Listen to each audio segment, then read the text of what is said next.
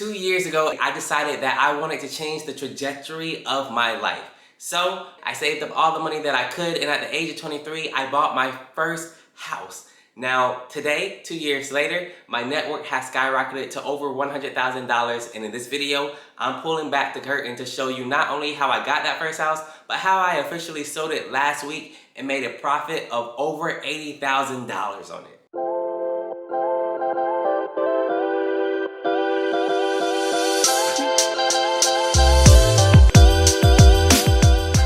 What's up guys, welcome back to the channel, and if you are new here, my name is Javon and this is where I document my real estate investing journey and bring you guys along for the ride.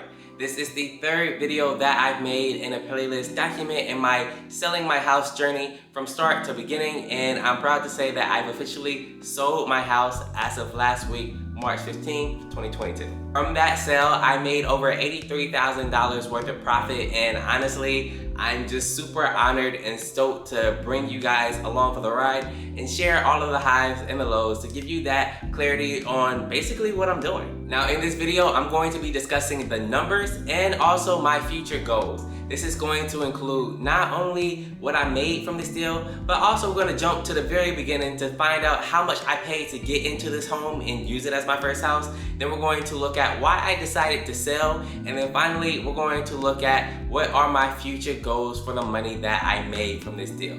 Now, if at the end of the video, you get all the way towards the end and you think, hey, I've made some type of impact or the information that I shared has been really solid, the only thing that I ask that you do is to hit that like button down below to help me with the mighty YouTube algorithm. And also, if you haven't already subscribed to the family, go ahead and do that. I try to drop videos a lot, sharing my perspective on not only real estate, but finances in general, and also life perspective. I'm a 26-year-old man just sharing my thoughts and my journeys along with you. Feel free to follow along, join the family, and with all that being said, let's go ahead and jump into this video. Alright, so now, in order to discuss me buying my first home, we have to jump all the way back to the year of 2018. Now that was the year in May I had just finished up my bachelor's degree, I was starting on my master's degree, and I was also beginning my very first full-time job as a full-time employee. It was too much for him, he's retired from reality. That year was super pivotal for me because that's the same year that I read the book Rich Dad, Poor Dad by Robert Kiyosaki. Before reading Rich Dad, Poor Dad, I was super unimpressed with the work structure that was laid out for me. Something about giving the next 40 years of my best life to a series of company in the hopes to retire and enjoy my money when I'm too old to even enjoy my money, it didn't sit right in my soul. So I was thinking, yo, there's gotta be a better way to do this. And after reading Rich Dad, Poor Dad, a light bulb clicked in my head and I became obsessed with finding this new alternative way in order to live my best life. So after reading Rich Dad, Poor Dad, I became consumed and obsessed with real estate. I'm talking, I read the blog posts, I bought the books, I listened to the YouTube channels, I participated in the forums. I even went to a couple of meetups that were like very low cost. Basically think whatever I could do to get my hands on information that was free or of little cost, I did. I was super obsessed with the topic because to me, it represented a gateway to really just live the life that I truly think that I want to live. Fast forward to May of 2019, I officially graduated with my master's degree, and I knew that I would start working at my new company sometime in August. Now, my new company was in a completely different state, and I knew when I moved that I wanted to buy a house and live in it, and I didn't want to rent. So with that being said, I got super busy in order to enter into the real estate game. I mean, I talked to realtors, I talked to banks, I became pre-approved. I did a lot of driving, over 54 hours of driving on the road, back and forth from my new location to where I currently was. I did a lot of things back in 2019 at that time. That was a lot of work. I'm not gonna lie to you, it was a lot of work. But it all paid off because on August the 27th, 2019, I officially closed on my very first house a week after I had started working at my full-time job in the new state that I was going to be, which is Charleston, South Carolina, if you haven't already caught that in a different video. All right, so now that you know that little background information, let's go ahead and jump into the numbers that was used when I first got into this property. So at the time of closing, the sales price of the house was $178,750. I got an interest rate at 4.05% with a starting loan amount of $169,812 over a 30-year payback period. Sounds like a lot of money, but one cool thing about real estate is the ability to use a small amount of capital to leverage control over larger costing assets. Now, in order to get into this deal, I bought to the table $14,462 of my own money. Now, of that $14,000, $6,524 of it went to closing costs, and the other $8,938 of it went to the down payment of the home itself. So even though the house was valued at $178,000, I was able to gain control of it with a 3% down payment. Now, if at this point you're thinking, how the hell does a kid fresh out of grad school come up with that type of money, $14,000? It's not a small sum. How does that kid come up with $14,000? Was it handed to him? Then don't worry, I'm gonna break it down for you. It wasn't daddy's money. I didn't get a small loan of $1 million or anything crazy like that. But I was able to procure money from the government in order to pay for this house. When I say procure money from the government, what do I mean? Well, for grad school, when I was going into my senior year of college, this is back in 2017, the winter half, right? I was going into my senior year. I knew that I was going to go to grad school. I needed to figure out a way to pay for grad school because I ain't have money like that. I ain't have money like that. So what I did was I did some research on some scholarships. There was a scholarship that I wanted. It paid for grad school, and it also came with a stipend. Now that stipend that it came with was $30,000 worth of dollars. That was perfect to me. Now, at that time, when I was going into grad school, keep in mind, I was already working a full-time job. The stipend that came with the scholarship that I applied for, it was supposed to be used for living expenses, food, etc. Because, to be quite honest, grad students are broke. We are living on very few funds. So that money was supposed to be used for those purposes, for those goals in mind. But for me, I already had a full-time job making full-time money. I didn't need that stipend for those reasons. So while I was working full-time and going to grad school full-time, that money that came with that stipend, on top of them paying for grad school, the money that came for that stipend, I tucked it away and I said, yo, I'm going to use this for something else when it's more beneficial towards me. One of those things was the house that I bought back in 2019. Now that is the condensed version of how I got into that scholarship, what it took, etc. If you're interested in it, let me know in the comments down below and I'll make a video about it. And if you're thinking, yo, Javon, we all don't have scholarships to buy houses, etc. You're absolutely right. But there is a way that you could potentially get yourself into a house for little or no money. And if you want me to talk about that, then let me know and I'll drop the knowledge in the comments down below as well when I make a new video. Or let me say that again, let me know you want to know more about that in the comments down below and I'll drop some knowledge on it in a different video completely dedicated to that. Alright, so now you know how I got into the deal and you know the numbers associated with it. Let's go ahead and discuss why I decided to sell in the very first place. Well, back in 2019, when I first bought my very first home, I planned on living in it and then later on renting it out and just keeping it as a part of my rental portfolio that I just wanted to build over time. Now what ended up happening was I realized that the property taxes I was paying at the time weren't going to be reflective of property taxes I would pay later on if I converted that house from a primary residence to a rental. Now what do I mean by that? Well, in order to understand any of that, let me just go ahead and tell you what I was paying on a month-to-month basis to own this home. As far as my mortgage, my insurance, my property taxes, all of that jazz, that came up to a little over $1,000 every single month to own the home that I was living in. Now, that is a good bit of money, but it's not crazy. And the rents in that area was about $1,300 to $1,400 for a single family, 3-bed, 2-bath type of home. Now, in my head, I could use that rent money, cover the mortgage, the property taxes and everything like that, and then put away whatever was left for savings, etc.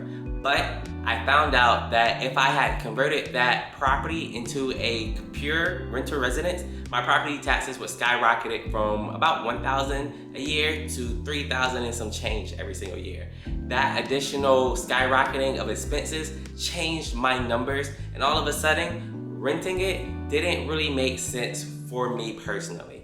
Now, the reason it didn't make sense is because it affected the cash flow that I could have potentially gotten while renting out that unit. Now, cash flow is not the only way to make money in real estate, but for me as a beginner, especially as a beginner, cash flow is pretty important to me. So looking at that, I needed to figure out a way of, how can I switch this situation to my best advantage? So I started looking at things like, can I Airbnb this place?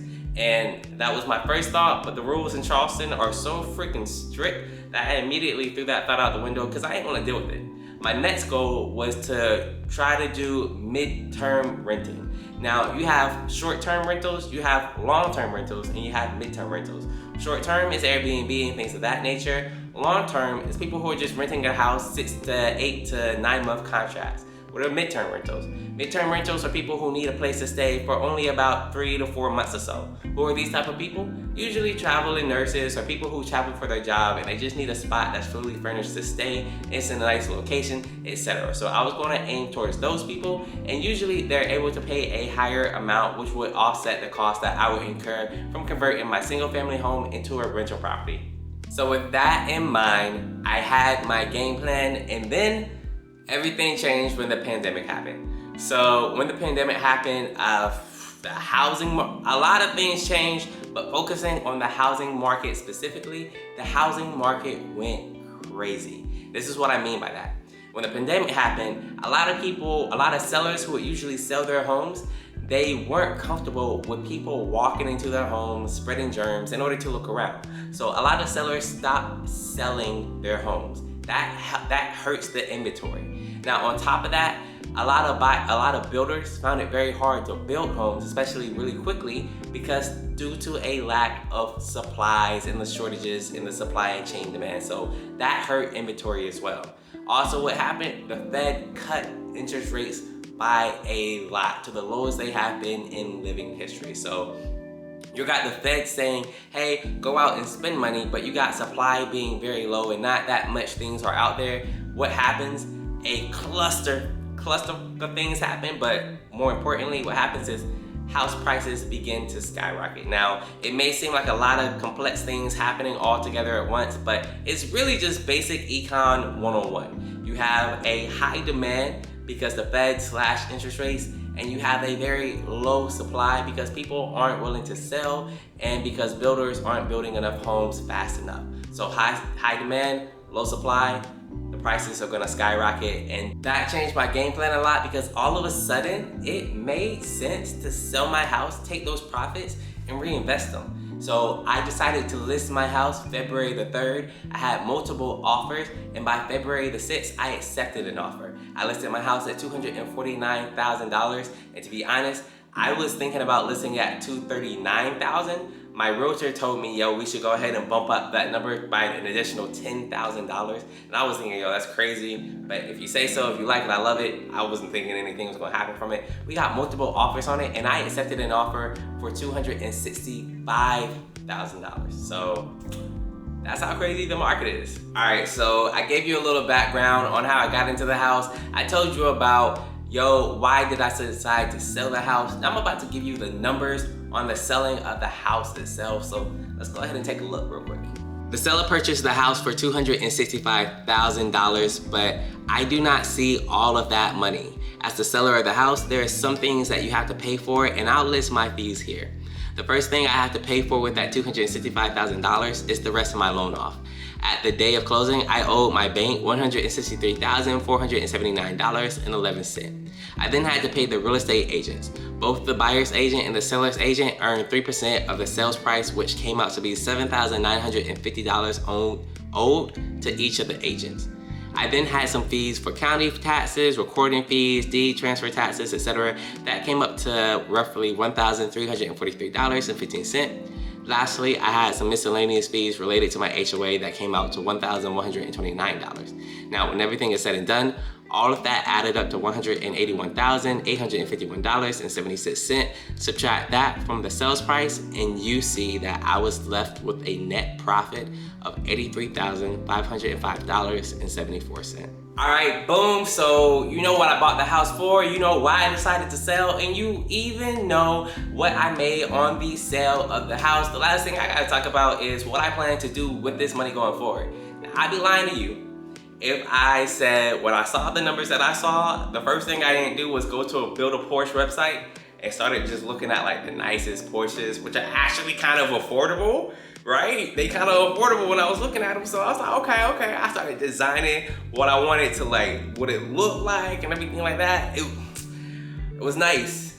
And when I was ready to, hit buy, I snapped back to reality because we're not about that life right now. This is investing world only. I'm trying to build and create a different type of lifestyle. I don't want to look like I have a certain lifestyle. I want to have a certain type of lifestyle. So the Porsche is going to have to wait. The money that I made from this profit, I'm going to reinvest it in an area where I'm already invested in. If you are old to this channel, then you probably already seen a playlist that I have. I'm gonna put it up here and in the description below for you if you wanted to follow it. It's a breakdown of where I'm currently investing in real estate at and how I even got to that point, what it took for me to find that spot, what it took for me to actually invest in there, which is actually pretty affordable for beginners making okay money.